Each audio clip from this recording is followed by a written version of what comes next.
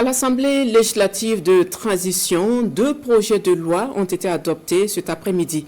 Ces lois viennent renforcer l'ancrage juridique du Bureau national des grands projets du Burkina. Un projet de loi modificatif a également été adopté pour rattacher l'unité de gestion du partenariat public-privé au Bureau national des grands projets du Burkina. Konson Koulibaly, Chantal Ouedraogo.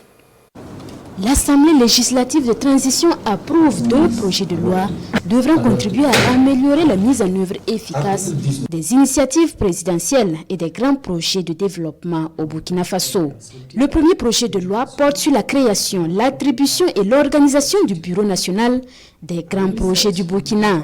Cet organisme stratégique rattaché à la présidence du Faso bénéficie ainsi d'une assise légale pour appuyer les investissements structurants dans le secteur des infrastructures, du développement rural, le secteur des mines, entre autres. Avec l'adoption de cette loi, le Bureau national des grands projets a un ancrage fort qui lui permet donc de réaliser des projets structurants au profit de l'État, puisque désormais la loi fixe l'ancrage du Bureau national des grands projets au niveau de la présidence du Faso. Quand on parle de grands projets, il s'agit de beaucoup d'investissements.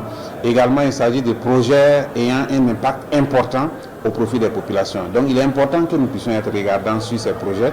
Et si l'ancrage est placé à un niveau où le regard du président peut permettre de faire en sorte que le projet puisse être réalisé rapidement, je pense que ça sera au bénéfice de tous. Donc c'est ça vraiment l'objectif. Le deuxième projet est une modification de la loi numéro 032 du 25 juin 2021 portant régime juridique et institutionnel du partenariat public-privé.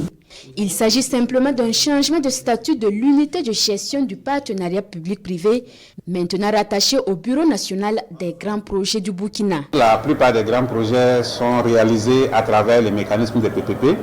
Donc, si on rattache l'unité en charge des PPP donc, au niveau de ce bureau, ça permet d'avoir en un seul lieu toutes les actions liées à la réalisation de ces projets, ce qui permet une célérité, une efficacité dans l'action, et ce qui va aussi nécessiter bien sûr que nous puissions disposer des compétences nécessaires au niveau de ce bureau pour pouvoir réaliser donc les projets importants pour le pays. Donc le rattachement de l'unité PPP répond bien sûr à ce souci d'accélération, ce souci d'efficacité et de célérité, ce qui va permettre d'avoir tous les acteurs pour pouvoir réaliser les grands projets très rapidement. L'adoption de ces 2 projets est précédée d'échanges entre représentants du gouvernement et les députés pour s'accorder de la pertinence de ces propositions ainsi que les outils de suivi des actions du bureau.